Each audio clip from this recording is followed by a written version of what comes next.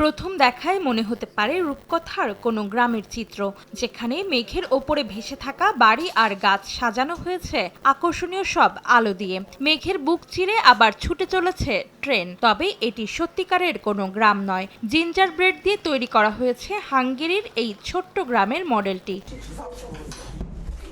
বড়দিনের অন্যতম বিশেষ খাবার জিঞ্জার ব্রেড। প্রায় প্রতিটি বাসাতেই কেকের পাশাপাশি দেখা মেলে এই বিশেষ ধরনের রুটির। গ্রামটিতে ১০০টি বাড়ির কাঠামো তৈরি করা হয়েছে, যা সাজানো হয় এলইডি লাইট দিয়ে। এই দৃষ্টিনন্দন গ্রামের মডেলটি দেখতে তাই ছুটে আসছেন অনেকেই। আমি যখন বাচ্চাদের নিয়ে আসি তখন তারা এটি অনেক উপভোগ করে। এই জিঞ্জার ব্রেড গ্রামের দিকে তাকিয়ে আমি সব সময় অনেক অনুপ্রাণিত হই। এটি তৈরিতে আমাদের গ্রামের অনেকেই সহায়তা করেছে। প্রায় মধ্যরাত পর্যন্ত আমরা এই কাজ করেছি। ৭০ কেজি ময়দা, ২০ কেজি আইসিং সুগার, ২০ কেজি মধু ও ২২০টি ডিম দিয়ে তৈরি করা হয়েছে এই জিঞ্জার ব্রেডের গ্রাম। রুটি তৈরির পর ছুরি দিয়ে কেটে বিভিন্ন আকার দিয়ে তৈরি করা হয়েছে এক একটি কাঠামো।